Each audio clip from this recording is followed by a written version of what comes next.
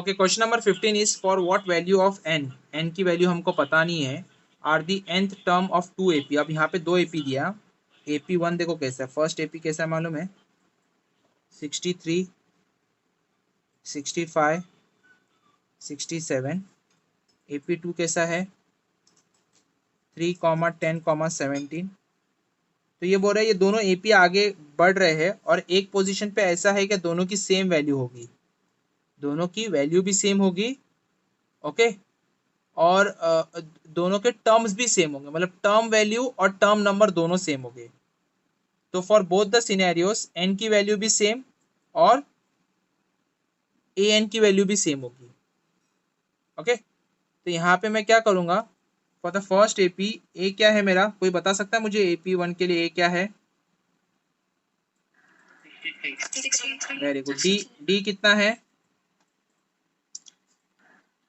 तो इसको मैं A1 लिखूंगा, इसको मैं D1 लिखूंगा 2। अच्छा, AP2 के लिए ए कितना है? 3। गाइज ये don't get confuse with term number 2। हाँ ये यार इसको नहीं तो ए डैश कर देता हूँ, तो आप लोग कंफ्यूज हो जाएंगे, सॉरी। और it is not correct also, मैं खुद कंफ्यूज हो जाऊंगा, मैं नहीं मतलब खुद पेपर करेक्शन वाला कंफ्यूज हो जाएगा, क्योंकि A2 is like second term के लिए बोला जाता है ना, और इसको भी हम लोग डी डैश लेके, फिर डी डैश कितना है? 7, करेक्ट। 7। उसने क्या बोला है, दोनों का टर्म वैल्यू भी सेम है, टर्म नंबर भी सेम है, that means a n is equal to a n. तो यहाँ पे ए एन की वैल्यू क्या होंगी, a plus n, A1 plus n minus 1 D1 is equal to A dash plus n minus 1 D dash, okay. अब I am going to put the values over here, what are the given values? देखो फिर से एक बार बता रहा हूँ, 2 AP दिया है, दे आर सेइंग आगे जाके एक ऐसे टर्म नंबर पे, मतलब कि टर्म नंबर भी सेम होगा और दोनों की वैल्यूज जो आ रही है वो भी सेम होगी, ओके। तो वो कौन सा टर्म नंबर है, वो टर्म नंबर ढूंढना है, मतलब कि हमको n की वैल्यू एक्चुअली ढूंढना है बेसिकली। अब यहाँ पे जो है, for the first one, A1 is 63, that is the first term, and D1 is 2, common difference for the first AP, और सेकंड के लिए A dash is 3 and D dash, that is the common difference for the second AP is 7। दोनों को equate किया, value put किया, A1 is 63 plus n minus 1, D is 2, यहाँ पे A dash is 3 plus n minus 1, D dash is 7। अब इसको हम लोग सॉल्व करेंगे, ओके। सो यहाँ पे हम लोग एक सिनेरियो ये कर सकते हैं, we will open the bracket first. तो 63 plus 2n minus 2 is equal to 3 plus 7n minus 7।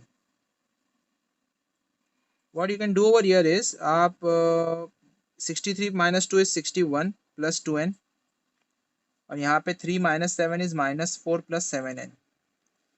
अब कुछ भी कर सकते हो आप, लाइक मैं हमेशा क्या करता हूँ मालूम है, I always keep variables on the left hand side. तो मैं इसको यहाँ लेके आ रहा हूँ, भले उसकी साइन नेगेटिव क्यों ना हो, और मैं इसको यहाँ लेके जा रहा हूँ, constants on the right hand side, variable on the left hand side, ठीक है। तो ये मेरा हो जाएगा 2n माइनस 7n, ये हो जाएगा minus 4 minus 61। 2n minus 7n is minus 5n is equal to minus 65। So minus minus will get cancelled, n will be equal to 65 upon 5, that is equal to 13. That is the answer for this particular question. ठीक है, so en is equal to a plus n minus 1d is the term formula. अब method 1 के accordingly क्या हो जाएगा ना, so an is equal to a plus n minus 1d according to the first formula, an is the last term, तो value is 253, a की वैल्यू हो गई first that is 3 plus n minus 1, d की वैल्यू हो गई, if you see carefully over here, d की वैल्यू इज 5। 3 यहाँ पे जाके माइनस करेगा, 253 minus 3 250 is equal to n minus 1 5। 5 यहाँ पे आके डिवाइड करेंगे, तो 250 divided by 5 is equal to n minus 1। So ये हो जाएगा 1 जा 50 जा, तो n की वैल्यू ऑटोमेटिकली कितनी हो जाएगी 51। समझा इरम, 51 कैसा आया, क्योंकि ये +1 होगा ना यहाँ के, ओके। अब ये n की वैल्यू 51 हो गया, लेकिन मुझे ये 51 नहीं चाहिए, मुझे 20th term from the last चाहिए ना, तो मैं इसको -20 करके फिर सॉल्व करूंगा, -20 करके फिर सॉल्व करूंगा, ओके। तो फिर वो जो रिक्वायर्ड वैल्यू है वो 31 आएगी and you can take out the value. But इसमें ना थोड़ा सा मिस्टेक होने के चांसेस होते हैं if you are calculating from the last term. If you are calculating from the last term बहुत स्लाइट चांसेस होते हैं मिस्टेक करने के, क्योंकि बहुत से बच्चे क्या करते हैं 51 माइनस 20 करके 31 ले लेते। एक्चुअली में 31 टर्म नहीं लेना है, आपको 32 टर्म लेना रहता है। अगर आप कैलकुलेशन करोगे तो आपको 32 टर्म जो है वो 20th टर्म बताएगा। अगर आप काउंटिंग करके लोगे ना तो 32 टर्म जो है वो आपको 28 टर्म बताएगा। इसके लिए मैं ये मेथड कभी फॉलो करने के लिए एडवाइस नहीं करता हूँ बच्चों को। मेरे लिए इजियर मेथड क्या होता है मालूम है? मैं क्या करता हूँ, ये पूरी एपी को जो है ना मैं इन्वर्स कर दूंगा, उल्टा कर दूंगा। मतलब कि I will start from 253, I will end at 3,8,13। अब इन दिस पर्टिकुलर सिनेरियो मेरे साथ हो क्या रहा है मालूम है? मेरी ए की वैल्यू हो गई 253,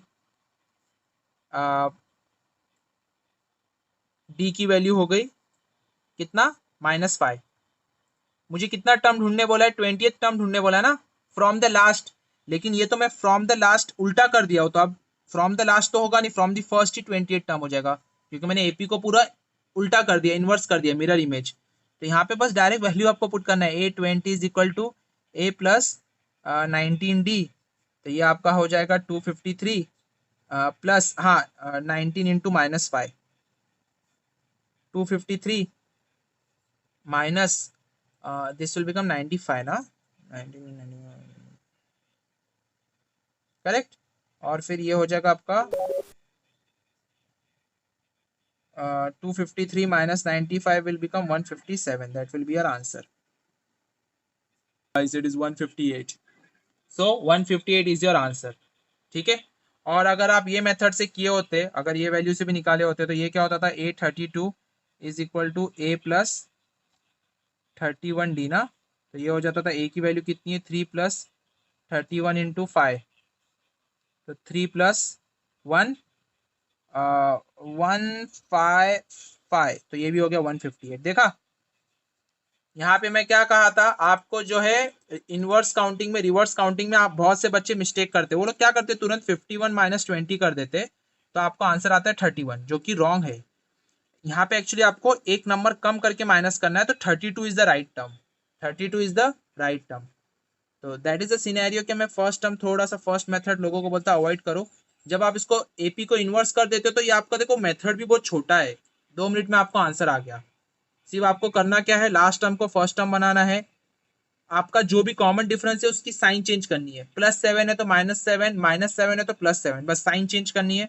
और एन की वैल्यू जो भी पूछा है वो एज इट इज लेना है, बस फ्रॉम द लास्ट पूछा है वो हम लोग फ्रॉम द फर्स्ट ले लेंगे। समझा दोनों मेथड? सो मेरे हिसाब से try to follow this method. Sum number 18, the sum of the fourth and the eight term of an AP is 24। तो बोला है sum of the fourth and sum of the 8 term, if you are adding these two term then the sum is 24, and the sum of 6th and 10th term is 44. Find the first three terms of an AP. कुछ नहीं है, by solving this two part you will be getting two equations, okay, two linear equations, and then you have to simultaneously solve those two linear equations. First इसको हम कैसा लिखेंगे, A4 can be written as A plus 3D, and A8 can be written as A plus 7D is equal to 24. A plus A, 2A, and this will become 10D, 3 plus 7 is equal to 24. If you are dividing this whole equation by 2,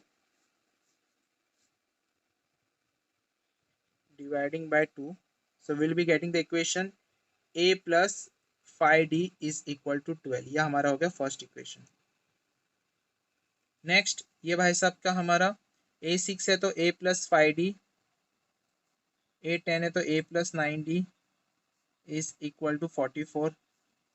A plus 8, 2A, 5 plus 9, 14D is equal to 44. Again, all the equations, all the terms are divisible by 2. So by dividing by 2, we are going to simplify it. तो ये बन गया A plus 7D is equal to 22. This is equation number 2. अब A plus 5D is equal to 12. A plus 7D is equal to 22. Equation number 1, equation number 2. Subtract करेंगे अगर हम सब जगह, A will get cancelled. 5 minus 7 will become minus 2D, and 12 minus 22 will become minus 10. So minus 2D is equal to minus 10. Minus minus will get cancelled. D is equal to 10 divided by 2, that is equal to 5. That is equal to 5. तो common difference हमारा क्या हो गया? 5 हो गया. अब हम ये कॉमन डिफरेंस कहीं पे भी पुट करके ए की वैल्यू निकाल सकते हैं. ठीक है, तो मैं क्या करूँगा, I will be putting the value of d in equation number 1. तो मुझे क्या मिलेगा? A plus 5 into common difference is 5 is equal to 12. तो a plus 25 is equal to 12. 25 वहाँ जाके माइनस करेगा. A is equal to 12 minus 25, that is equal to minus 13. तो ए की वैल्यू माइनस 13 आ गई.